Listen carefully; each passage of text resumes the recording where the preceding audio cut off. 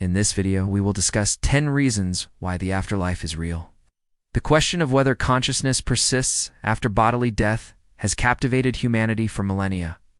Traditionally residing within the domains of philosophy and theology, however, a significant shift has occurred, bringing this profound inquiry into the realm of rigorous scientific investigation.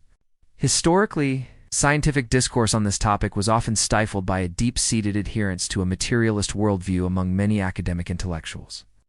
This perspective posits that consciousness is solely a product of the brain, implying its cessation upon the brain's demise. This view reduces complex human experiences such as hopes, joys, and love to mere neuronal computations, a direction that some scientists find limiting. Despite the prevailing materialist stance, a period of more open-minded investigation into the nature of consciousness, including its potential continuation after death, existed among intellectuals and scientists in the late 19th and early 20th centuries. This historical precedent encourages contemporary researchers to approach the subject with similar scientific rigor and an openness to challenging established presumptions. The argument that consciousness is merely a brain function is often taken as proof by materialists, not necessarily, because they have exhaustively researched alternative hypotheses, but because the alternative does not conform to their a priori belief system. Recent advancements in resuscitation science have inadvertently opened new avenues for studying consciousness at the threshold of death. Death is increasingly understood not as an instantaneous event, but as a potentially reversible process, allowing for the study of recalled experiences of death in individuals resuscitated after cardiac arrest. This emerging scientific perspective challenges traditional assumptions about the finality of consciousness, pushing the boundaries of what is medically and scientifically understood about the transition from life to death. Methodological approaches in afterlife research. The scientific exploration of consciousness after death employs diverse methodologies, drawing from various fields including parapsychology, medical research, and psychology. These approaches aim to collect and analyze empirical data that might shed light on the survival hypothesis. Parapsychology and survival studies. Parapsychology is a field dedicated to the study of paranormal phenomena that defy conventional scientific explanations. Within this broad discipline, survival studies specifically investigate concepts related to the afterlife and the continuation of consciousness. Modern parapsychology traces its origins to the 19th century spiritualist movement, which emerged partly in response to growing scientific understanding and the waning influence of traditional religious beliefs. Researchers in this field apply scientific methods and modern technology to explore and potentially validate experiences such as extrasensory perception, anomalous experiences, and evidence of post-mortem survival. Several academic institutions worldwide engage in parapsychological research with a particular focus on the survival of consciousness after death. Notable centers include the University of Virginia's Division of Perceptual Studies, the University of Arizona Center for Consciousness Studies, the University of Edinburgh Kessler Parapsychology Unit, the University of Hertfordshire, and the Center for Research on Consciousness and Anomalous Psychology at Lundy University. The scientific investigation into human personality survival has a history spanning over a century, with early efforts from the 1880s to the 1930s, focusing on collecting and classifying spontaneous accounts of apparitions and other phenomena, suggesting communication from discarnate personalities. Later periods saw more parapsychologists devising experiments to exclude explanations based on extrasensory perception between living persons, attempting to isolate evidence more directly indicative of post-mortem survival. Near-death experiences are profound, subjective experiences reported by individuals who have come close to death, often involving cardiac arrest or severe illness, and have subsequently been resuscitated. This field of study gained significant traction in the late 1970s with the establishment of groups like the Association for the Scientific Study of Near-Death Phenomena, which included foundational academic researchers such as Raymond Moody, Bruce Grayson, Kenneth Ring, and Michael Sabom. Prominent researchers like Dr. Bruce Grayson, who began his NDE research at the University of Virginia in the mid-1970s, have extensively studied over 1,000 cases. documenting the profound and lasting effects of NDEs on individuals' attitudes, beliefs, values, and personalities. Dr. Grayson's work specifically challenges the dismissal of NDEs as mere dream states or hallucinations, emphasizing their unique characteristics. Another key figure is Dr. Sam Parnia, director of the Human Consciousness Project at the University of Southampton, who conducted the largest study of people recalling experiences related to death, utilizing advanced techniques, including AI technology, to analyze findings. Organizations like the Near-Death Experience, Research Foundation, and the International Association for Near-Death Studies serve as crucial hubs for collecting and disseminating NDE accounts, providing a vast corpus of data for researchers. Methodologies for collecting and analyzing NDE accounts typically involve structured interviews and surveys of survivors of life-threatening events. Researchers meticulously gather detailed narratives, often comparing them against medical records, to verify the physiological conditions at the time of the experience. The aim is to identify common features and patterns across diverse accounts, while also attempting to rule out conventional medical or psychological explanations. Reincarnation research, the investigation into spontaneous past life memories in children, represents another significant area of survival research. Pioneered by Dr. Ian Stevenson and continued by the Division of Perceptual Studies at the University of Virginia. Stevenson's approach involved a meticulous, rational, and scientific effort to document what children reported about a previous life and to verify these details against the lives of deceased individuals. The methodologies employed in this research involve identifying very young children, typically aged 2 to 3, who spontaneously report memories of a previous life without hypnotic regression. Researchers then undertake extensive fieldwork to corroborate these statements, often traveling to the locations mentioned by the children to verify names, places, and events related to the purported previous personality. A particularly compelling aspect of this research involves the documentation of birthmarks and birth defects on the children that correspond to wounds, often fatal, suffered by the deceased individuals whose lives they claim to remember. This includes obtaining medical records, autopsy reports, or eyewitness testimony to verify the physical correlations. Stevenson's work, including his seminal book, 20 Cases Suggestive of Reincarnation, aimed to systematically rule out normal explanations such as fraud or information leakage for the child's memories.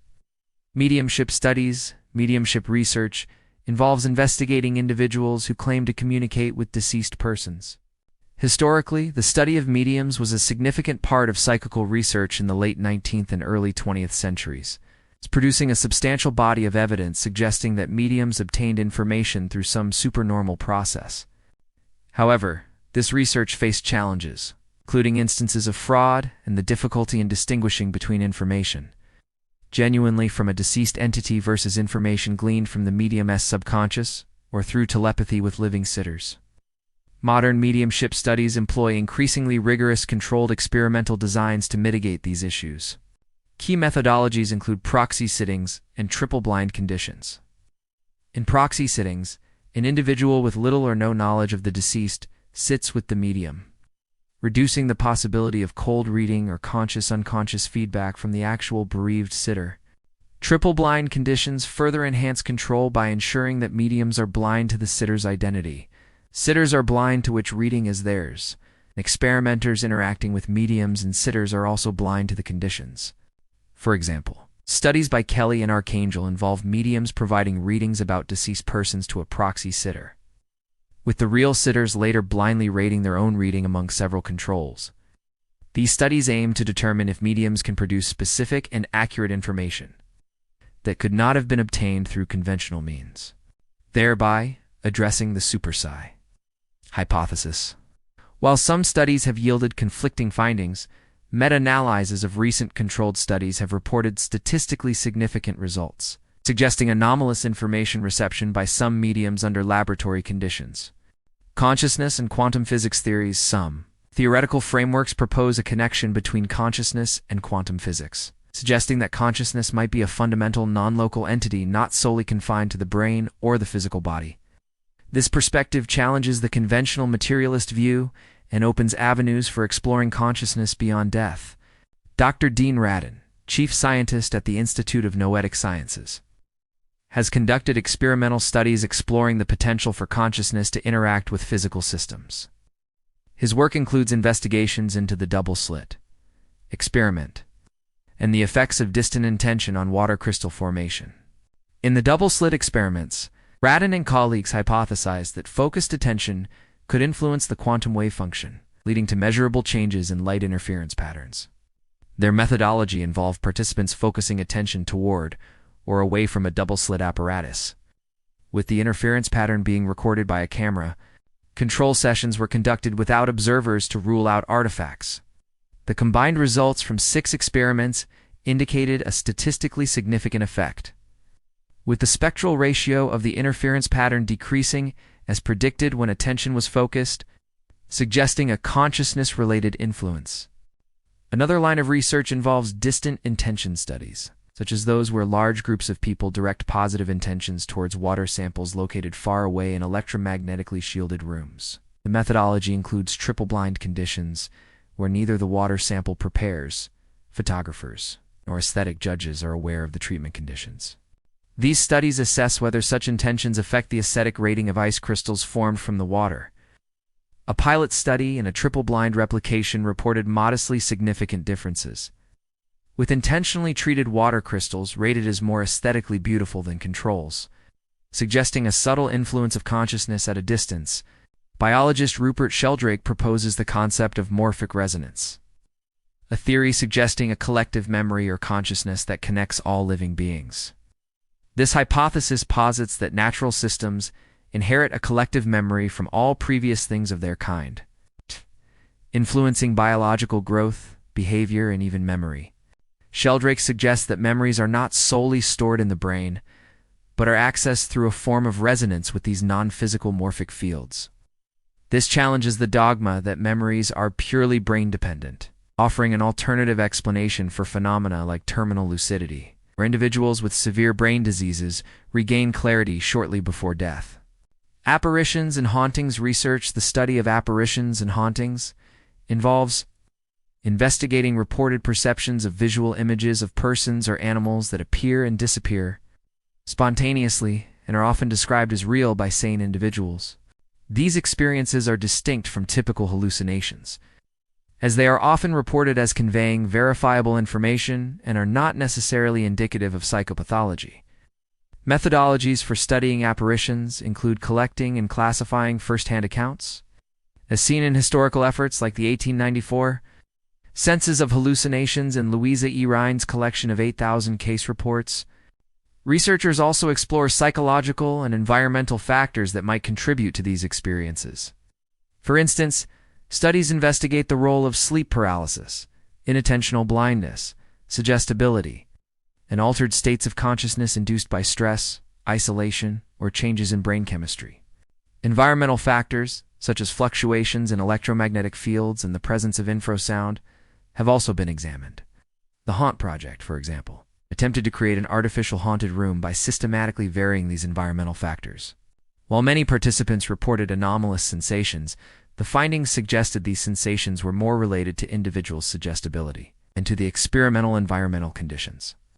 Highlighting the complex interplay of psychological and environmental factors, lines of evidence suggesting postmortem consciousness. While no scientific study can definitively prove the afterlife in a way that satisfies all philosophical and empirical criteria, a growing body of research presents compelling evidence that challenges conventional materialist explanations of consciousness. The following 10 categories represent significant areas of investigation that collectively point towards the possibility of consciousness continuing beyond bodily death. 1. Lucid experiences during clinical death. One of the most striking lines of evidence comes from near-death experiences, where individuals report highly lucid, organized, and coherent experiences during periods when their brains are medically considered non-functional, such as during cardiac arrest. Standard medical understanding dictates that after 10 to 20 seconds of oxygen deprivation, the brain should cease measurable electrical activity and sustain irreversible damage, leading to amnesia. However, enders frequently describe a supernormal consciousness and alertness, often reporting being more conscious and aware than in their normal waking state. Dr. Sam Parnia's AWARE study, the largest of its kind, examined 2,060 patients from 15 hospitals and found that some cardiac arrest survivors reported awareness during periods of no heartbeat, a finding considered paradoxical given current neuroscientific models. The consistency of these lucid structured experiences, despite the absence of typical brain function, presents a significant challenge to the view that consciousness is solely a product of the brain. 2. Veridical out-of-body experiences. A common feature of NDEs is the out-of-body experience, where individuals perceive ongoing earthly events from a perspective outside and often above their physical bodies. Crucially, many of these OBs include veridical perceptions, accurate observations of events that the individual could not have known through normal sensory means while clinically unconscious. Studies by Dr. Michael Sabum, Dr. Penny Sartori, and Dr. Janice Holden have documented cases where enders accurately describe details of their own resuscitation efforts, even when they were clinically comatose, for instance. A nurse reported a patient accurately describing the removal and placement of his dentures during his comatose state. Retrospective reviews have found a high percentage of these OBE descriptions to be entirely realistic and accurate, with no inaccuracies whatsoever, further challenging explanations based on brain-generated hallucinations. 3. NDEs in blind individuals and supernormal vision. Perhaps one of the most compelling aspects of NDE research involves reports from individuals who are blind, including those blind from birth, who describe experiencing vision during their NDEs.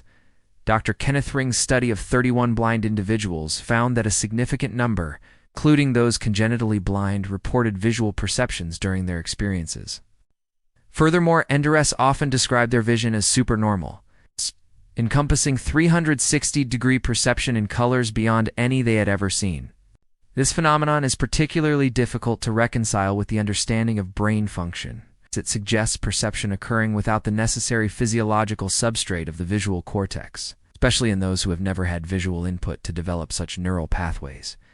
For NDEs under general anesthesia, the occurrence of lucid, organized NDEs with detailed memories, while individuals are under general anesthesia, particularly when combined with cardiac arrest, presents another significant anomaly. Adequate general anesthesia is designed to induce a state of unconsciousness and amnesia. Yet NDEs have been reported under these conditions, with individuals recalling specific events during surgery or cardiac arrest. A review of NDEs occurring under general anesthesia found their content to be remarkably similar to NDEs not experienced under anesthesia. With no statistically significant differences in reported consciousness levels, this challenges the notion that NDEs are merely products of a malfunctioning brain, as the brain is profoundly suppressed by anesthetic agents. 5. Life reviews with verifiable details. Many NDEs include a life review, where individuals re-experience part or all of their past lives. These reviews are often described as occurring from a third-person perspective, allowing the experiencer to gain a profound awareness of what others were feeling and thinking during past interactions. What makes these accounts particularly noteworthy is their consistent accuracy, often including forgotten details and an unexpected awareness of others' internal states. A review of 617 NDEs from the NDRF database found that all life reviews contained no unrealistic content and were consistently accurate, suggesting a mechanism for accessing memories and empathetic understanding that transcends normal brain-based recall. 6. Encounters with deceased loved ones. Encounters with deceased loved ones are a common and deeply meaningful aspect of NDEs. Studies consistently show that the vast majority of beings encountered during NDEs are individuals who are already deceased. In stark contrast to dreams or hallucinations where living persons are more frequently encountered. Furthermore, there are documented cases where NDRs encountered a person they believed to be living, but who had recently died, or individuals with whom they had poor relationships, or even deceased relatives who died before the ender's birth and were unknown to them. These specific instances strongly argue against the idea that such encounters are merely products of expectation, wishful thinking, or memory recall. 7. NDEs in young children. The study of NDEs in very young children, particularly those aged 5 and younger, provides crucial evidence because these children are less likely to have developed established religious beliefs, cultural understandings of death, or prior awareness of NDE phenomena. Research comparing NDEs in young children with those in older children and adults has found no statistically significant differences in the content of their experiences. This cross-age consistency, corroborated by other studies, suggests that NDEs occur independently of pre-existing cultural beliefs, religious conditioning, or learned expectations, pointing towards a universal phenomenon. 8. Cross-cultural consistency of NDEs, the striking similarities in NDE. Content reported across diverse religious and cultural backgrounds worldwide further support the idea that these experiences are not merely culturally constructed narratives. Investigations of non-Western NDEs, including those from Muslim countries, have found them to be largely consistent with Western NDEs. Despite significant differences in religious doctrines and societal views on death and the afterlife, this cross-cultural consistency, alongside the similar content observed in young children's NDEs, reinforces the hypothesis that NDEs represent a genuine, independent phenomenon rather than a culturally or individually conditioned hallucination. 9. Profound and lasting after-effects of NDEs. One of the most consistently reported and objectively measurable aspects of NDEs is their profound and often lifelong transformative impact on individuals. Following an NDE, experiencers commonly report significant changes in their beliefs, values, and attitudes. These transformations typically include a reduced fear of death, an increased belief in life after death, a greater interest in the meaning and purpose of life, enhanced acceptance of others, and a heightened sense of loving and empathy. A prospective study by Pim van Lommel, MD, on cardiac arrest survivors found that those who had NDEs were statistically more likely to exhibit these lasting positive changes compared to those who did not have NDEs. The intensity, consistency, and durability of these transformations, often occurring after only minutes of unconsciousness, align with NDER's assessments of their experiences as deeply meaningful and significant, suggesting a genuine encounter with a different reality. 10. Veridical information in reincarnation and mediumship cases. Beyond NDEs, other areas of research provide suggestive evidence through the verifiable communication of information that ostensibly originates from beyond the living. Reincarnation cases. Ian Stevenson. Extensive research on children who report memories of past lives documented thousands of cases across various cultures.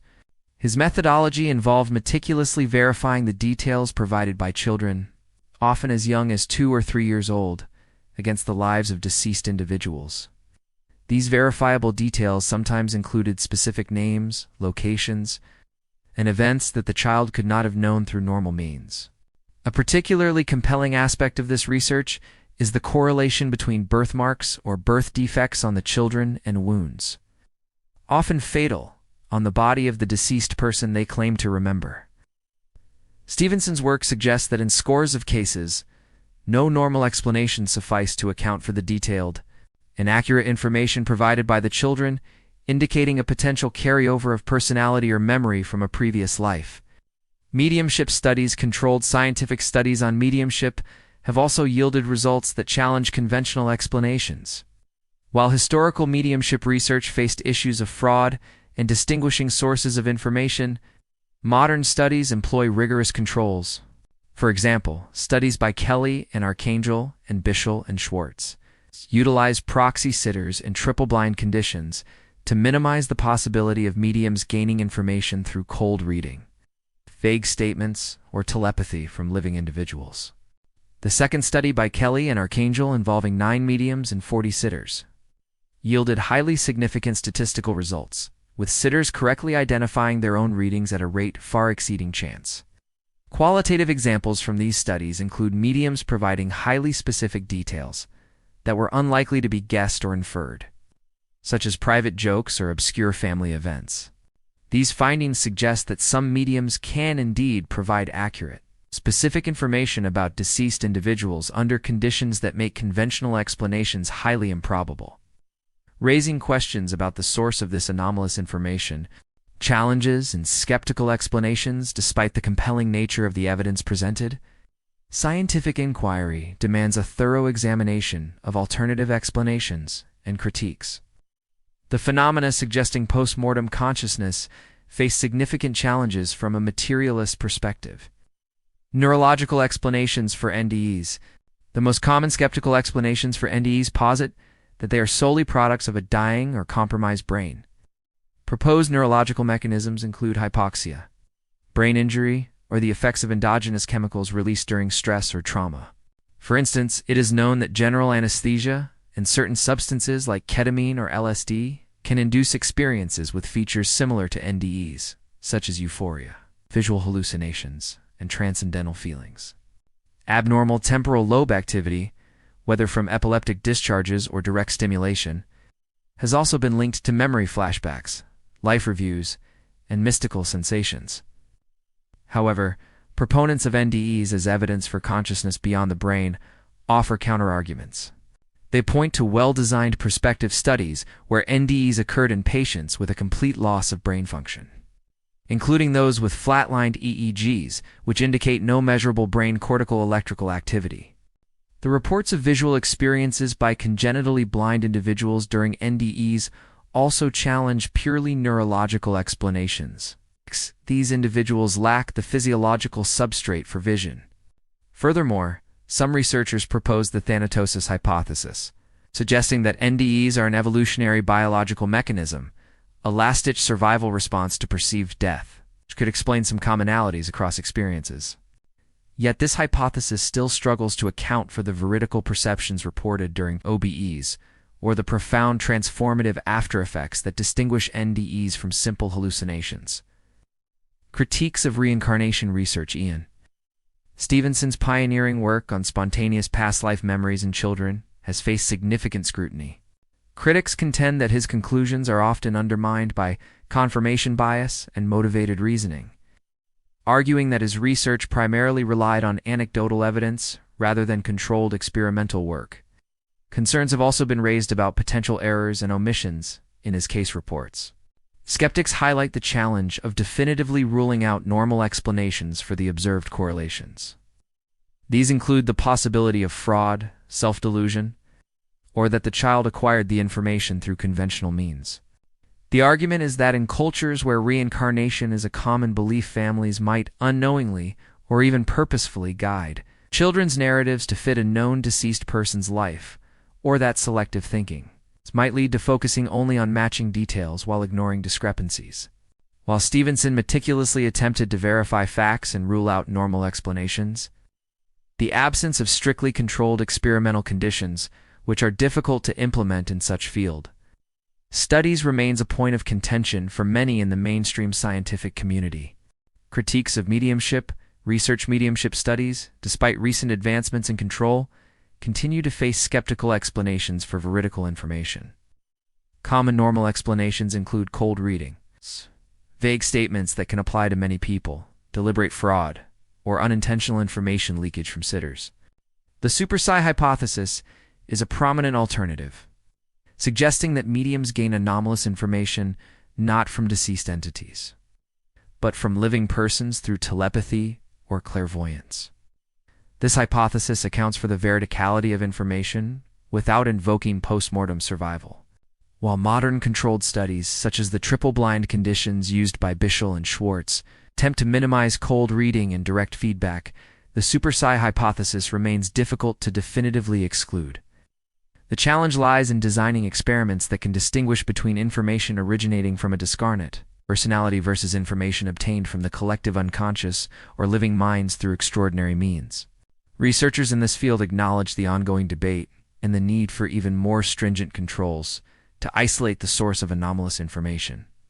Critiques of quantum consciousness theories proposing a link between consciousness and quantum physics, such as Roger Penrose's or CoR theory or Dean Radin's experimental work, face significant scientific skepticism. A primary critique concerns the biological implausibility of sustaining quantum coherence in the brain's warm, noisy environment. Quantum states are extremely fragile and easily disrupted by interactions with their surroundings. The brain, operating at body temperature with constant electrical activity and biochemical reactions, It's considered too noisy to maintain the delicate quantum states required for these theories to hold, making them biologically unlikely. Furthermore, critics point to a lack of direct empirical evidence definitively linking quantum phenomena to neural processing or conscious experience. While quantum effects have been observed in simpler biological systems, no such effects have been detected in the human brain that would support these theories. From a philosophical standpoint, some argue that even if quantum effects were proven in the brain, it might merely shift the hard problem of consciousness, from classical neuroscience to quantum mechanics. Without offering a deeper understanding of consciousness itself, the use of quantum mechanics to explain consciousness is often seen as introducing unnecessary complexity without providing clearer answers, leading many mainstream scientists to regard these theories as speculative at best. Psychological and environmental explanations for apparitions. Apparitional experiences are often explained by psychological and environmental factors. Psychologically, phenomena like sleep paralysis, inattentional blindness, and suggestibility can contribute to perceived paranormal events. High levels of stress, isolation, and altered states of consciousness can trigger vivid hallucinations or a sensed presence. Where individuals feel another entity is present, studies indicate that such experiences can even serve as healthy coping mechanisms, as seen in the high incidence of hallucinations of deceased spouses among widowed individuals. Environmental factors, such as fluctuations in geomagnetic activity and the presence of infrasound, have also been explored as potential triggers for anomalous sensations. For example, increased geomagnetic activity has been correlated with a higher occurrence of certain paranormal experiences in sensitive individuals.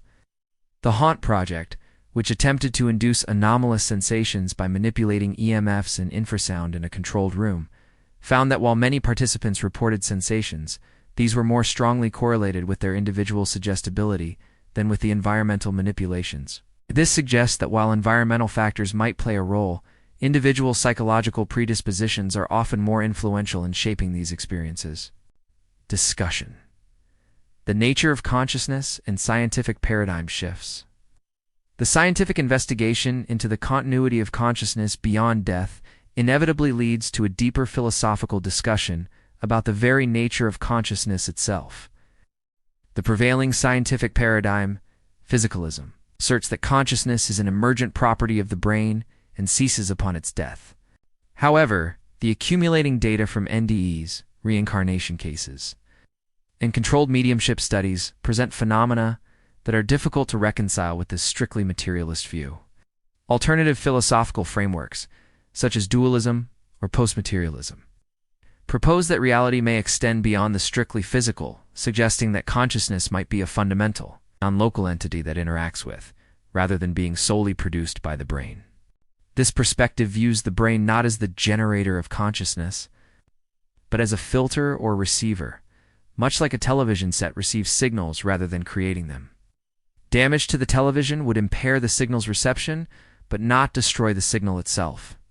The observation that consciousness can appear to function with heightened clarity and memory during periods of severe brain compromise, or even clinical death challenges the brain-ass producer model, and lends support to the idea of consciousness as a separate, undiscovered scientific entity. The history of science demonstrates that understanding of the universe evolves. Established frameworks are often reconsidered in the face of emerging evidence. Just as Newtonian optics evolved with the understanding of light as both particles and waves, current scientific models of consciousness may need to expand to accommodate observed phenomena that do not fit neatly within physicalist assumptions. Dismissing observations merely because they do not conform to existing theoretical frameworks is not considered good scientific practice. A truly scientific approach embraces all observed phenomena, regardless of how they align with current theories. The limitations of current scientific models are evident in the ongoing hard problem of consciousness, how subjective experience arises from physical processes which remains unresolved.